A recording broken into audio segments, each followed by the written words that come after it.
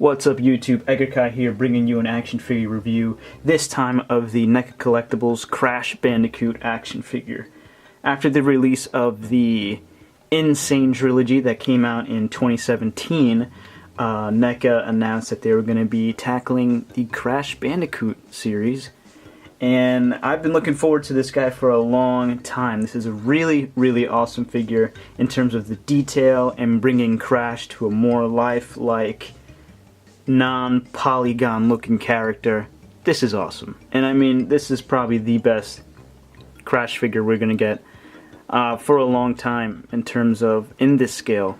You can see all the fur sculpted. His hair is awesome, his spiked hair, his eyebrows, his expression is cool, and the articulation I think is pretty well handled for being an awkwardly shaped character. Nonetheless, let's get into this review. Let's get closer into the details here.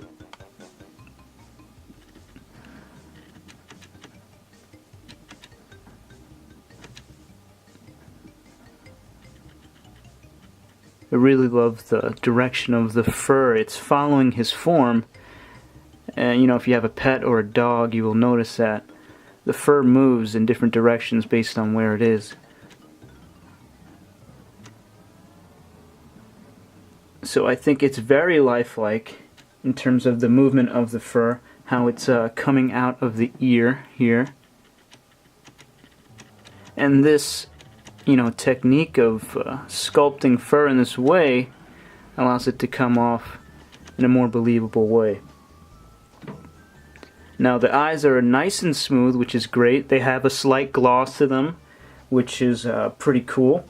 The eyebrows are also well handled here.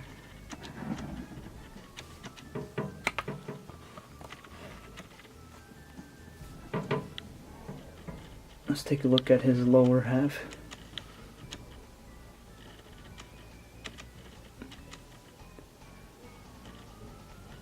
His shoes are pretty awesome. They have, focus for me. As you see, they have a nice texture there. The shoelaces have texture.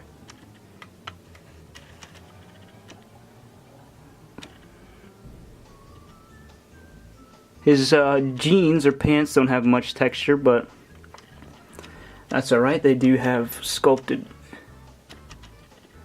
folds and everything, subtle folds. His gloves are pretty sweet as well. They have stitching in them and wrap around the hand nicely. The paint application is very, very clean. But when we get into the paint department is where I have my nitpicks. First off, in the eye, I'm not a fan of the two white highlights that they put there. It looks incomplete, the pupil at least. The white of the eye is already reflective, so they should have just let the gloss do the work of doing the highlights instead of putting these white empty spaces in the eye. So I'll probably fix that up on my own with some paint. It looks pretty simple. Just have to get the right green. And another thing that I have is that I think he's personally too light. I think his orange is a little too on the light side. If you play the game, he is a much deeper orange, almost even more red. So I think the contrast needs to be bumped up a bit. I think the yellow is fine. The yellow parts in his stomach, his elbows, and his back, that's fine. In the game, that's pretty light.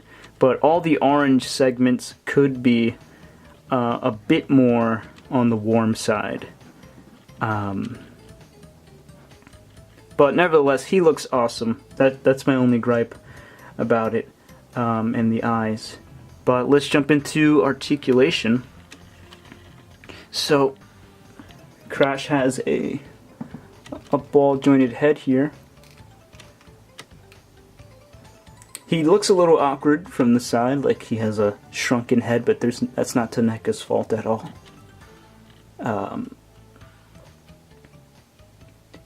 The cool thing is that he has articulated eyebrows. I think that is an awesome, awesome feature that they put in the figure here. He can be angry or surprised or a little bit of both. He has a ball jointed kind of like ab crunch here.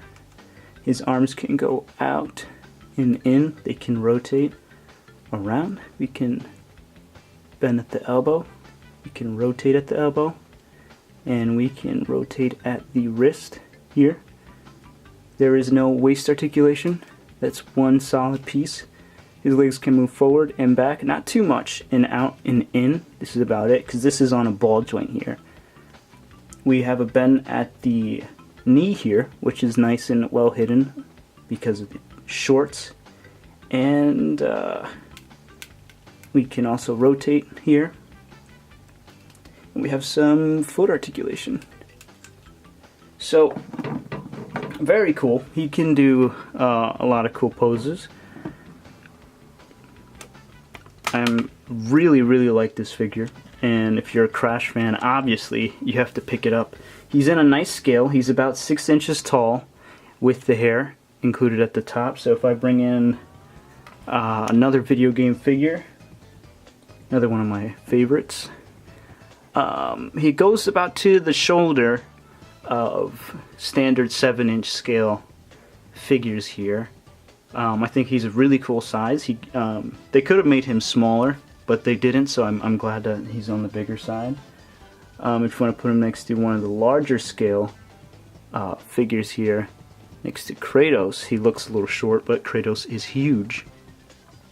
And by the way, this is a custom Kratos that I will post a video of, so stay tuned for that. It's a custom repaint. And I might tackle Crash Bandicoot himself and make him a bit more red, like I was explaining before.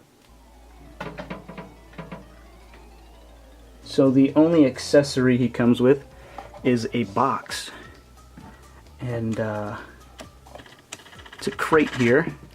It is not sculpted. It comes as a flat piece, and you have to assemble it. I think it's a cool feature. It didn't have to come with this, but they put it anyway, so that is pretty cool. Very basic. It's just made out of a tough paper. As you can see, it's pretty light. You can flick it around. And with this, you could do a bunch of poses. You can have them on top, you can have them on the side. It'd be cool if you can find a way to make it float with the clear base. But yeah, that is about it for Crash. I mean, I would definitely recommend him. He will cost you, currently at retail price, about $19.99. It's US dollars.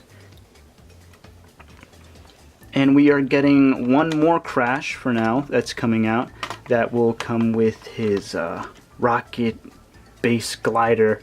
Actually two. He will have a rocket jetpack, and then he'll come with his that surfboard that flies with the rockets on it. I forget what it's called. And he'll have different expressions. The next one has a pretty crazy expression where he's screaming, so it'll be pretty cool.